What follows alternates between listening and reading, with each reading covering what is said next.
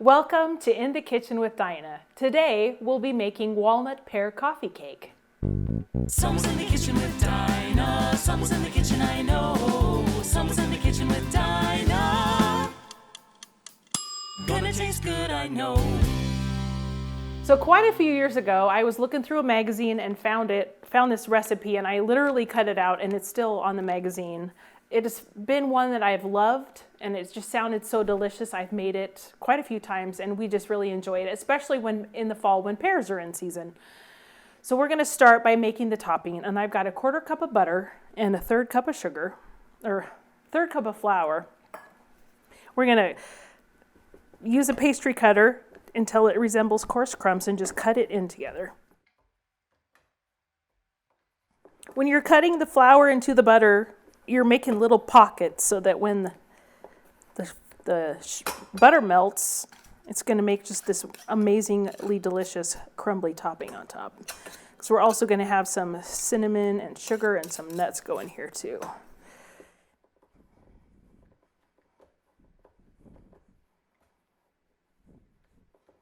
And this is a little bit of a workout.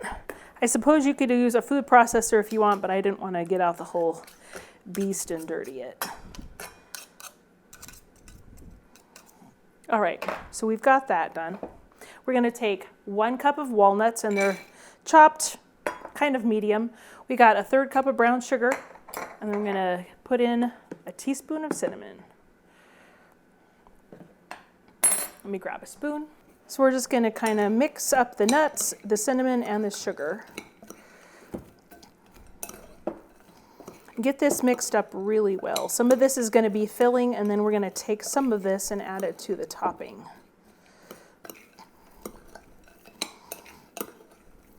All right, so now we're going to take 3/4 of the nut mixture and set it aside. Let's see if I can get a good load. Okay, so that is going to be for the filling, and then we're going to add this for the topping.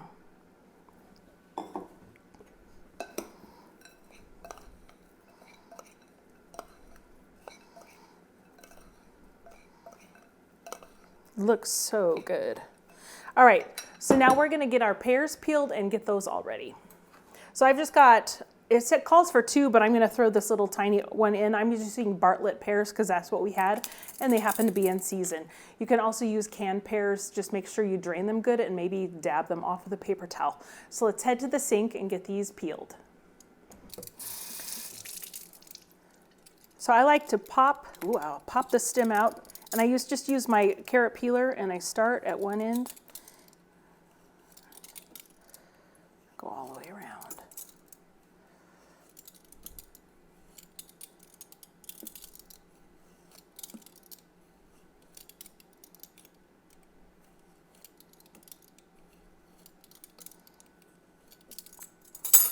Okay, then I'm going to cut it down the middle.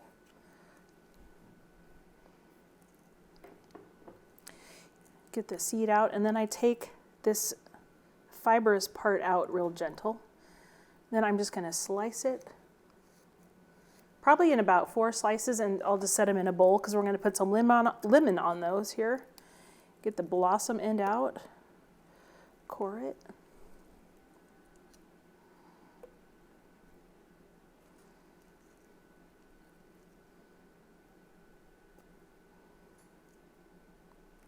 These smell so delicious. I think pears are one of my favorite late summer, well, besides fresh peaches. All right. Get my sticky hands rinsed off.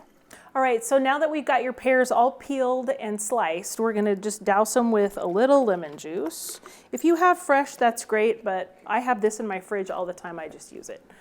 It works good enough. All right, so we're gonna set those aside. Now we're gonna start on our batter.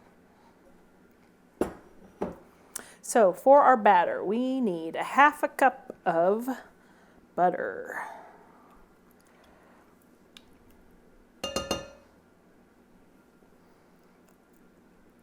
Everything is better with butter. Okay, that's in there, and let's grab a cup of sugar. I will.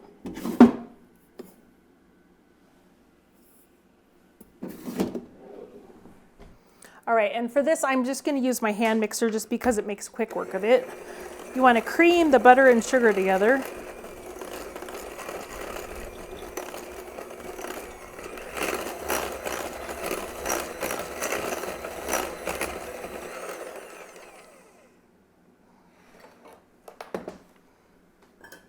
Then we're going to add 2 eggs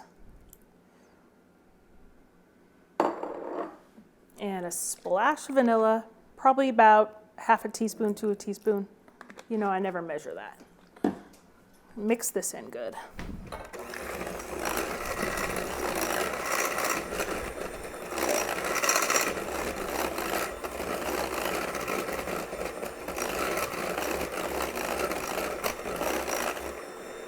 All right, so now we're going to add all of our dry ingredients.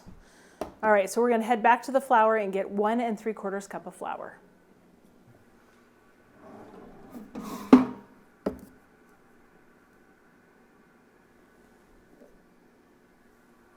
And on this one, inside here, I have a 3/4 cup measure. That's why it's always in my flour bin. So I just go up to that mark.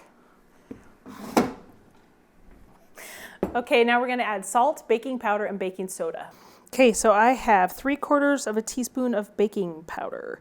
So here's a half, and a half of a half, and a half a teaspoon of soda.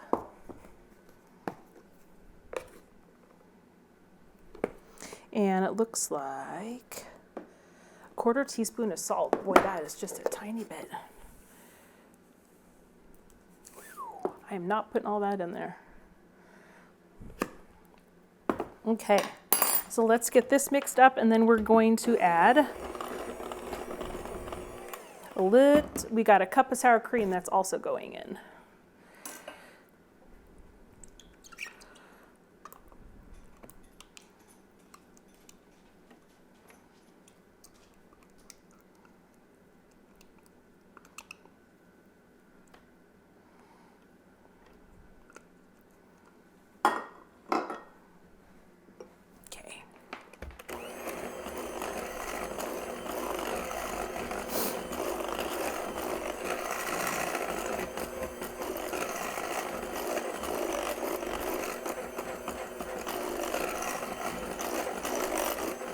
All right, I'm going to stop and wipe down my bowl here.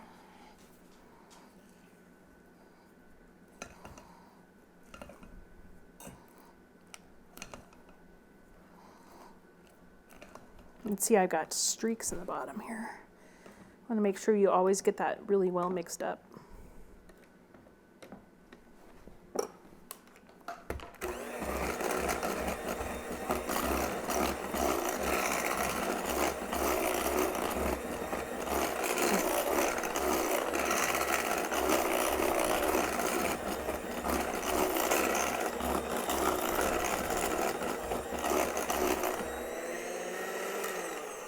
Okay, so now we're going to start assembly.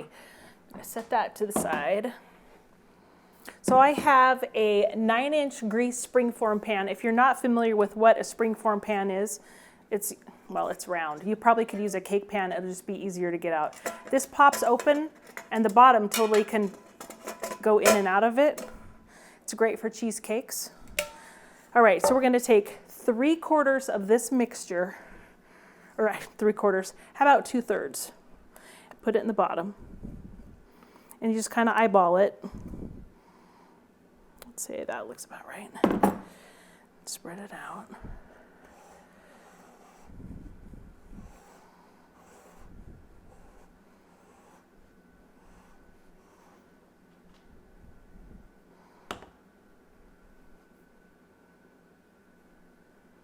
Okay. So now we're going to sprinkle on the reserved nut mixture on the bottom.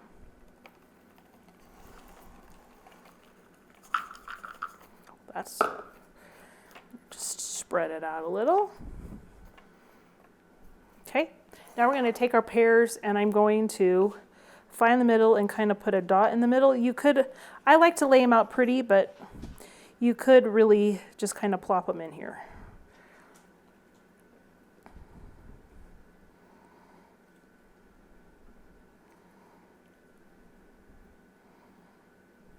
Because when you cut into it, then you see all the pears in the middle. It's quite lovely.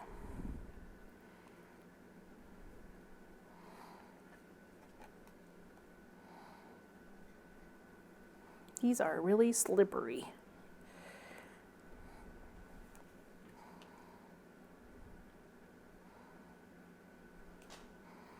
I remember making this before, and my pears were so big that they really filled up this whole springform pan.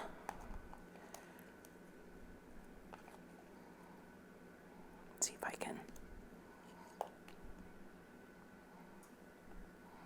So I'm just kind of sticking them in there so all the dough is covered. I'm going to break this one.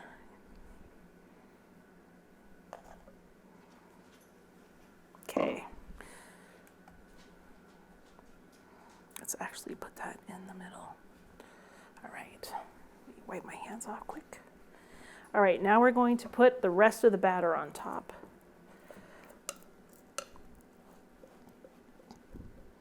And this you want to kind of try to go around because it's going to be a little tricky to spread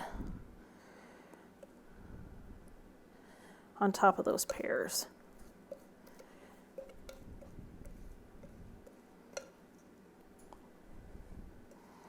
Man overboard. Let's get that dough over here. I'm going to actually use an offset spatula. If you have one of these, this would be super handy to use in this.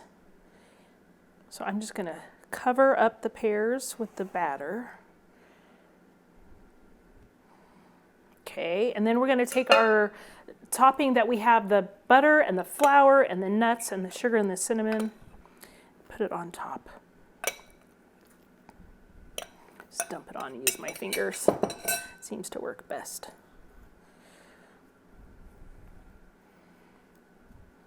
All right, so that is going to get all golden brown, super crumbly and delicious.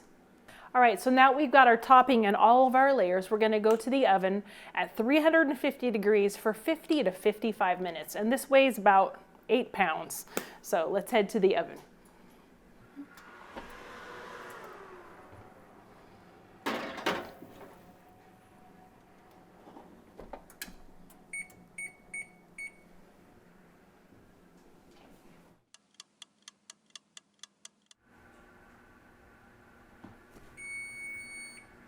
All right, there's the timer. We're going to peek and see. Look at that. I wish you could smell it. Okay, I just lost. Here it is. The problem with my countertops is that the toothpicks blend in. Looks so good. Oh, yeah, that's not ready yet. It's too wet. So we're going to stick it in for about 5 more minutes. I'm going to turn it, though. See, it's not quite ready. Just kidding. I'm going to go 3.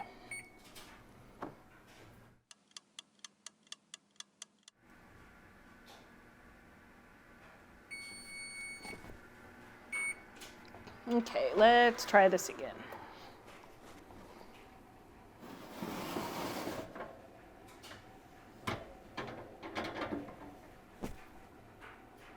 That's better.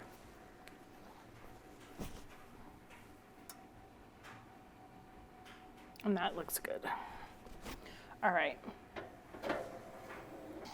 This smells amazing. So I'm going to let it cool just like this for 10 minutes, and then I'm going to show you how I pop it out of the pan and we'll get it plated. Okay, so I'll see you back in 10. Okay, so it's been about 10 minutes, and what you're going to need is a sharp, pretty long knife, and we're just going to, it's still pretty hot. So hang on to it here. We're just going to go around the edge, make sure nothing is stuck.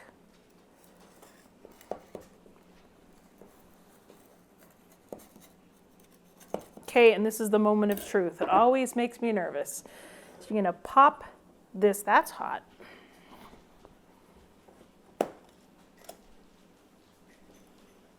Really gently put your hand underneath it, pop it out. Okay, hang on.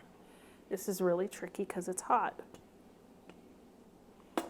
Ouch. This is hot. Okay, it's just gonna sit there. Move that out of the way and get yourself a pretty dish. Kind of scoot it back.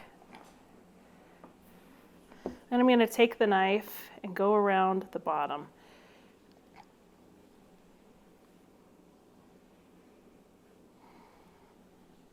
Well, it should, in theory, slide right off. Get my big offset spatula for this.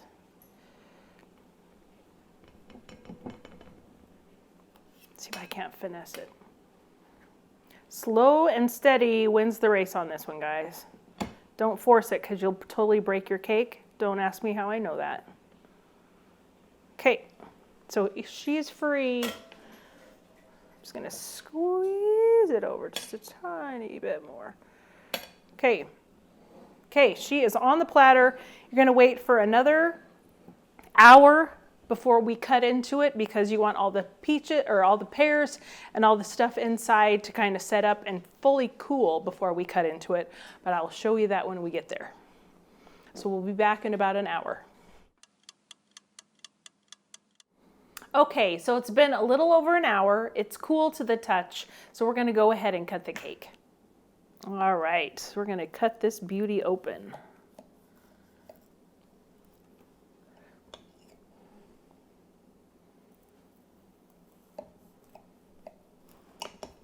Smells so amazing. Okay, here we go. Look at how beautiful that is. You can see here all the layers and the nuts. Let's have a bite. So good. You have the crunch of the walnuts and the juicy pear. This would be great for a snack, for breakfast, definitely with some coffee. And it makes a lovely dessert. I sure hope if you guys make this, comment below. It is just delightful. It would be excellent for Christmas too, now that I think about it. It'd be good any old time, really. So thanks for joining me today. Give me a like and a thumbs up and subscribe. Make sure you turn the bell on. And share it with your friend if you know anybody who'd like to watch my channel too.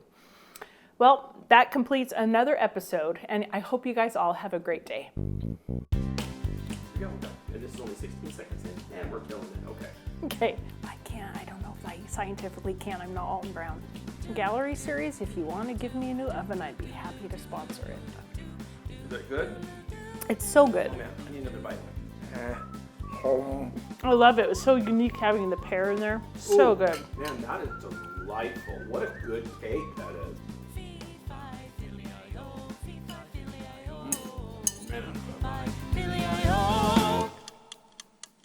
Gonna taste good, I know.